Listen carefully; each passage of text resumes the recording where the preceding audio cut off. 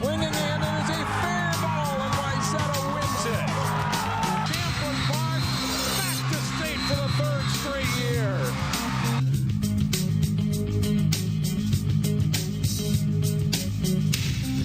Welcome to Sports Jam. I'm John Jacobson. I'm Jay Wilcox. This week on the show, highlights from some good early season matchups in boys hockey. We'll meet a pair of senior leaders for the strong Wayzata girls hockey team in our Sports Jam Spotlight. And we'll hear from the Wayzata boys basketball team. And up first, a new event showcasing some of the top boys basketball teams in the state. The Big 12 Classic featured 6 games at Cretin-Derham Hall High School, with 3 of the games involving teams from our area.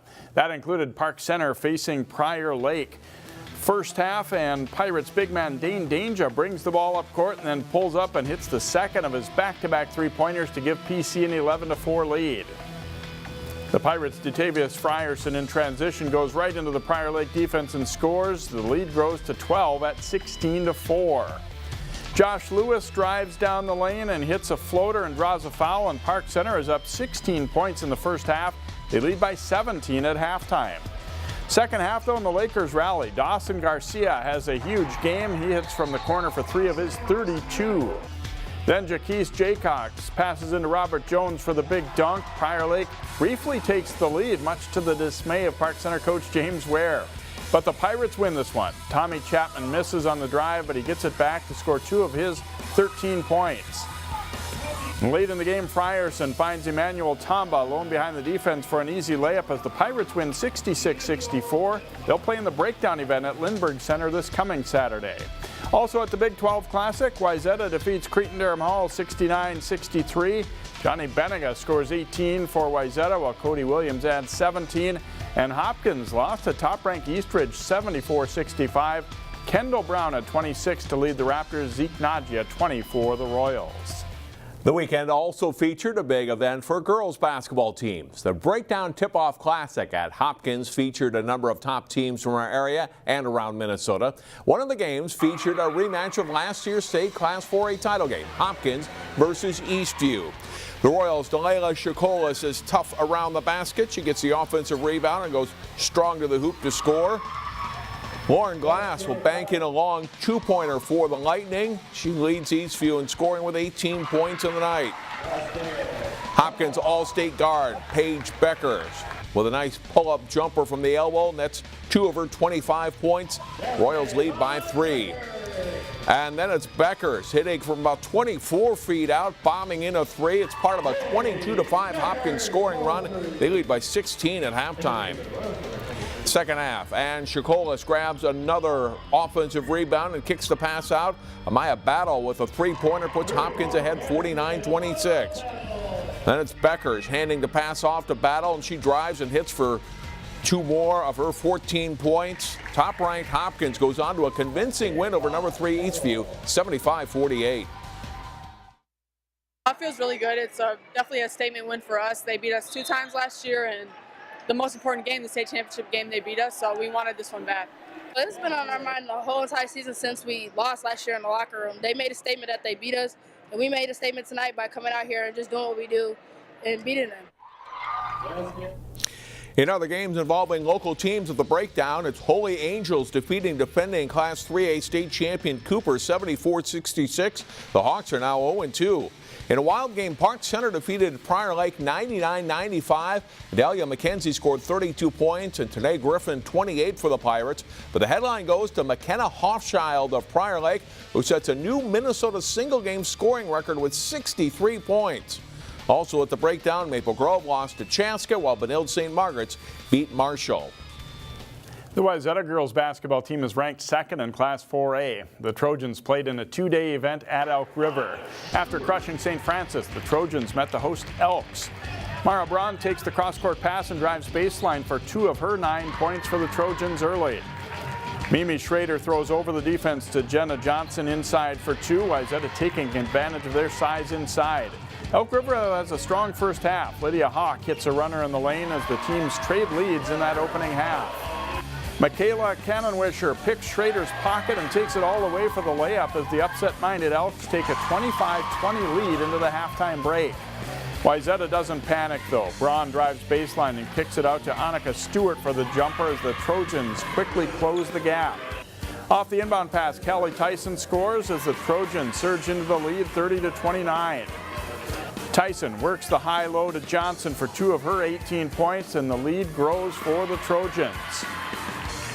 And they work the ball around, and Stewart goes inside to Tyson for 2 of her 19. The halftime deficit is erased in a hurry. Wayzata goes on to win at 52-39. The Heritage Christian Academy girls basketball team reached the state tournament for the first time in school history a year ago. Eagles hosted section opponent Mayer Lutheran in the Eagles home opener. The Crusaders' Brooke Paulsrud drives into the lane, spins inside the defender and scores, giving Mayer an early 2-point lead. Nice transition basket by the Eagles. Haley Scott to Jordan Allen for the layup. Allen scores 12 points on the night. Good passing here by HCA. Taylor Shuck to a cutting Kirsten Robbins and then to Allen for an easy 2. Heritage leads Mayer 25-20 at halftime. Second half, and Scott, the Eagles' leading scorer a year ago, beats her player off the dribble to drive and scored 2 of her game-high 16 points. Nice crossover dribble by Robbins, and she drives and scores in traffic. He had 11 points for the Eagles, but this one stays a close game. The Crusaders' Simone Jopp takes the pass in the lane, scores, and is fouled. Mayer Lutheran comes back to tie and briefly take the lead.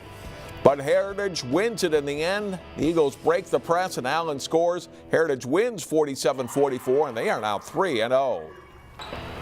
Also in girls basketball, Armstrong hosted White Bear Lake. The Falcons go inside to Carly Kerschel for the up and under scoop layup in the early going. She scores 19.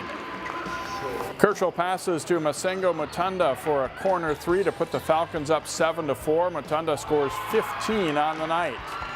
Kerschel gets it done at the defensive end too, swatting this shot attempt by the Bears. Mutunda swings the ball quickly to Jordan Bloom for a 3 from the corner as Armstrong starts to pull away. Off a missed shot, Mutunda gets another assist as she finds Ephemian Bailey for 2 inside. Armstrong leads 32-16 at halftime. Second half, and Kerschel with the dribble handoff to Mutunda, who scores on a tough drive in traffic.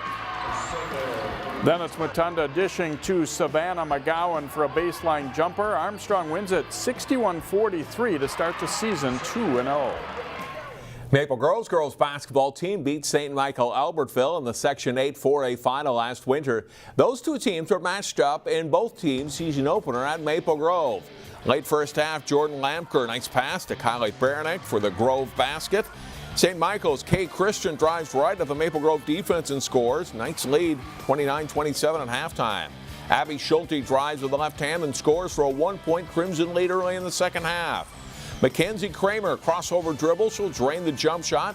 Knights have the lead back. Kramer with 17 points. Schulte connects with Lampker on the long inbounds pass, and the sophomore scores 2 of her 14 points. A nice steal by the Knights' Jaden Hansen, and she goes in for the hoop for a 49-46 STMA lead. Then Hansen drives baseline and scores off the window. St. Michael Albertville pulls away late and wins it 57-51. So a little tougher starts for a couple local teams that were in the state tournament last year, Jay. Yeah, Maple Grove and Cooper, a little bit of a struggle to start the year, but they're playing good opponents, and you have to remember it's a very long season. Still plenty of time to get it going. Stay with us. Next on Sports Jam, we hit the ice for boys hockey highlights, plus gymnastics and more. Welcome back to Sports Jam. Time to talk boys hockey. The Wayzata Trojans were third at their Turkey Trot tournament Thanksgiving weekend. The Trojans have some other good opponents on the early schedule too. They hosted Hermantown Friday night. Late in the first period, Blake Biondi's shot sneaks through the 5-hole for a Hawks goal. They build a 3-1 lead. Wayzata rallies. Late second period, Luke Monet deposits the pass to Jack Kimlinger, and the junior scores his second goal to make it 3-2. Third period, Trojans on the power play. The shot from the point redirects to Hayden Davison, and he levels the score at 3. Overtime is required. Michael North makes a nice pass to Luke Fairchild. He redirects it home for the game winner. Wayzata completes the comeback, and they win it 4-3. Breck and Delano have played some great section boys hockey games over the past several years. Both teams were down a little last season, though, and are looking to bounce back this winter, and they met before a good crowd at Breck Anderson Arena. Delano on the power play and great passing. Michael Weber to Quinn Daly to Tommy Peterson for the goal. And the Tigers lead it 1-0 after the opening period. They look to add to the lead in the second, but Breck goalie Sean Reiling makes the pad save to keep his team within a goal. A turnover costs Delano, though, as Matthew Conroy steals it and gets it to Nick Mike and back to Beau Cornier trailing, and he flips it in. This game is tied 1-1 through 2 periods. Carter Oftedal with a good shot fake, and he sets up Alex Williamson for the tap-in to complete a 2-on-1 rush. The Mustangs are up 2-1. And Cornier will fight off a check and keep possession before burying a wrist shot for a 3-1 lead. The Mustangs add an empty netter and they win it 4-1. Champlin Park's boys hockey team won the West Division of the Northwest Suburban Conference last winter. Most of that team is back, and the Rebels play their season opener on the road Thursday night at Forest Lake. Rebels are shorthanded in the first minute of the game, but they turn it into a scoring opportunity. Derek Roberts' first shot on the rush here hits a defenseman's skate, but his follow-up try finds the back of the Rangers' net, and it's 1-0 Champlin Park. The Rebels' number 7, Rylan Anderson, forces a turnover here and centers the puck to a wide-open Robbie Lawler. He scores. It's 2-0 less than 5 minutes in. Forest Lake loses control of the puck in the neutral zone, and Champlin Park takes advantage. Brett Sullivan's shot trickles off the goalie and in to make it 3-0. Still in the first period, 2 Rangers players collide at the Rebels' blue line, and that leaves Roberts alone with the puck. He scores his second shorthanded goal of the period. The Rebels blitz the Rangers early, and they lead Coach John Liu's team 4-0 after 1. Second period, the Rebels on the power play. Jack Bergstrom scores on the rebound in front for Champlin Park's final goal of the night.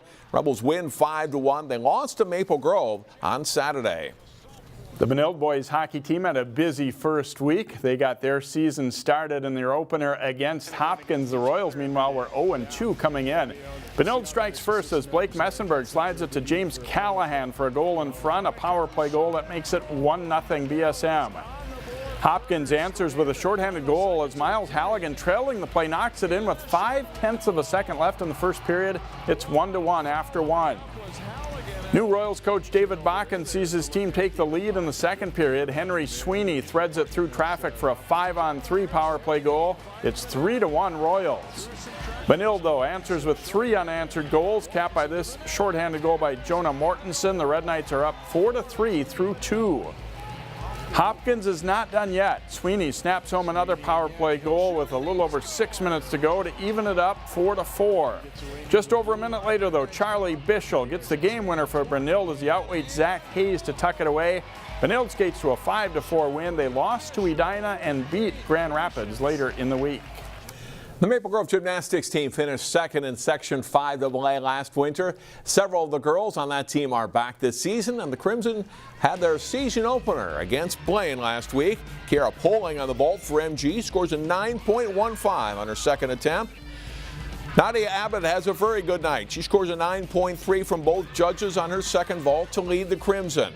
On floor exercise, Emma Ungard with a solid routine scores a 9.05. Sasha Thompson on the floor scores a 9.275 for the Crimson. And Abbott's beam routine is excellent. She placed second in the state in this event last year. She earns a score of 9.4 to win. Maple Grove opens the season by winning this meet over Blaine 140-625 to 119-925 for the Bengals. Well, they're scoring pretty high to start the season. That's not a bad number to begin with. No, and 141 at Perham at that meet on Saturday. So pretty good benchmark to start the season early for the Crimson. Next up in our Sports Jam Spotlight, meet 2 senior leaders for the Wayzata girls hockey team. It's off to a strong start. The Wayzata girls hockey team is 6-1 this season, and they are aiming to prove that they are one of the top programs in Class AA. Emily Wisnewsi and Alexa Ocel are captains and senior leaders for the Trojans. Jason Melillo profiles them in this week's Sports Jam Spotlight.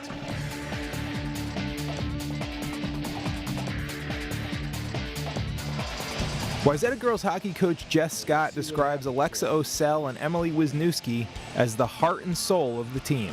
I mean, these 2 kids are the most selfless people I've ever met. I mean, they just work hard. They don't expect anything.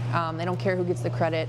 and they're obviously highly talented, Division I hockey players. Ocel and Wisnewsi are both senior captains. Ocel is a tough forward that's equally dangerous as a scorer or a playmaker. She's also worked hard to better understand the game.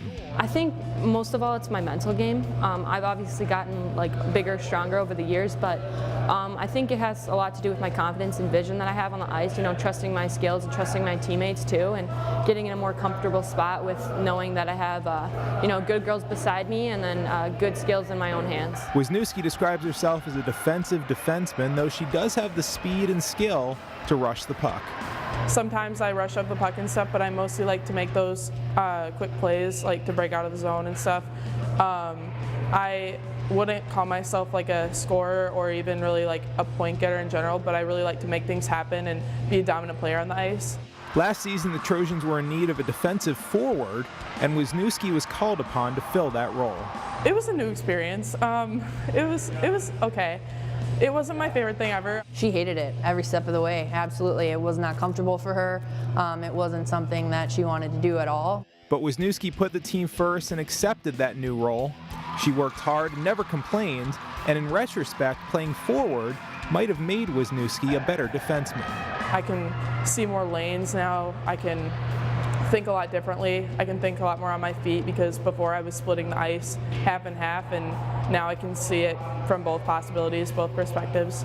Next year, Wisnewsi will play college hockey at Clarkson University in upstate New York.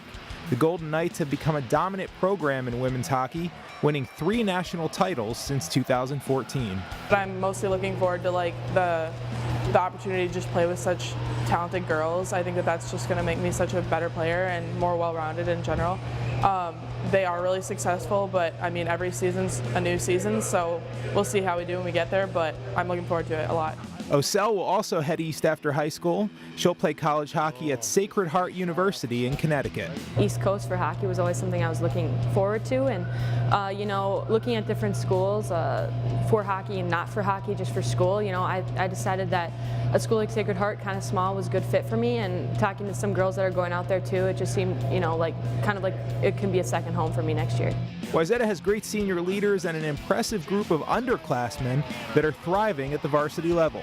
If the Trojans can put it all together, they'll be a team to watch come playoff time. Matthews shot away and a goal. Short-handed. Jason Melillo, CCX Sports. The Trojans play 3 home games at the Plymouth Ice Center before their late conference opener December 15th at Edina. Sports Jam returns in a moment. Welcome back to Sports Jam. The Wayzata boys basketball team with high hopes this season after making the state tournament a year ago, and they have 7 of their players back this season. We'll talk with a couple of them, starting with Jacob Beeninga. How much fun was it to get to the tournament last year, and how much does that carry over this year, do you think? It's obviously a lot of fun always to make it to a big stage like that, but I think most of the guys coming back, we were really disappointed that we couldn't do more with the opportunity we had, so we kind of took that in the offseason and are looking forward to another chance to try to get further than just get in there, just actually doing some damage. How have things look so far in the early going? I know you guys, probably had a good summer of work and everything, but now that you're back together as a team, how does it look? It's going as well as it can. Early in the season, it never goes really the way you want. There's always going to be some mistakes and some learning opportunities for everyone, but for the most part, we've gotten better each day and we've done well. So. Get some early tests, after that Big 12 Classic and playing in the breakdown, coming up against one of the top teams in 3A, De La Salle, and some other good games on the schedule early too. Do you guys look forward to those type of things? We always do. It's a fun opportunity to play against elite teams like that, and it'll prepare us for the postseason, so should be good. All right, thanks for joining us, Jacob, and good luck this season. Thank you. And Connor Hale, another of the returning players for the Trojans, and talk about this team so far. What are you seeing? What do you like about the team? I'm seeing a lot of guys that are playing hard, and we've got a lot of guys that got a lot of talent. We're working through our offense, and we're figuring things out. We're fixing things, but I think we've got a lot of guys that are going to make a huge impact on the team. Has it kind of become an expectation now to reach that state tournament? You guys have done it a couple of years in a row. It was a long drought before that, but now is that sort of where the mentality is with the team? Obviously, making the state's a goal of ours. It's something we want to get, but we're more worried about getting better now and going game by game and practice by practice and improving, and hopefully the state tournament will be result of that. But right now we're just focusing on the games ahead of us. Connor, thanks for joining us. Have fun this year. Thank you.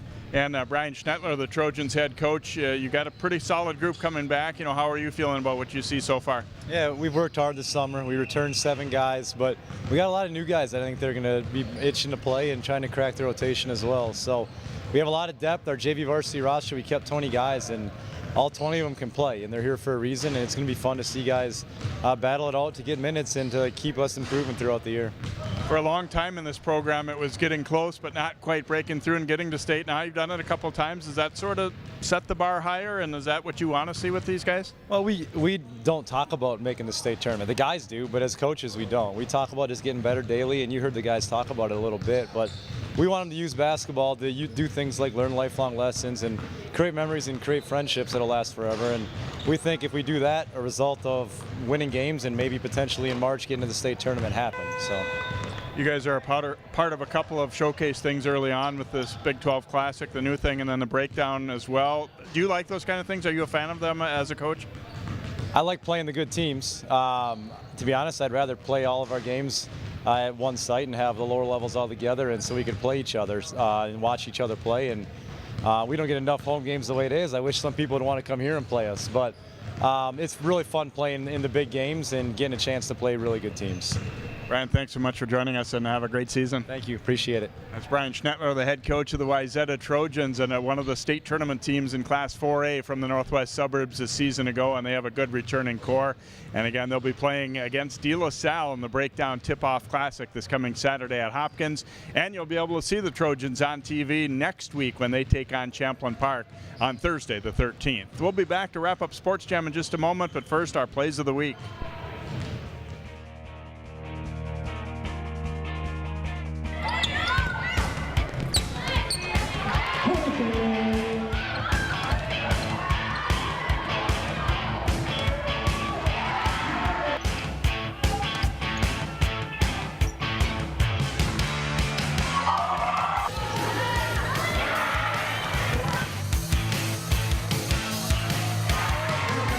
Here's a chance, walking in, and a goal! Derek Roberts for Champlain Park scores.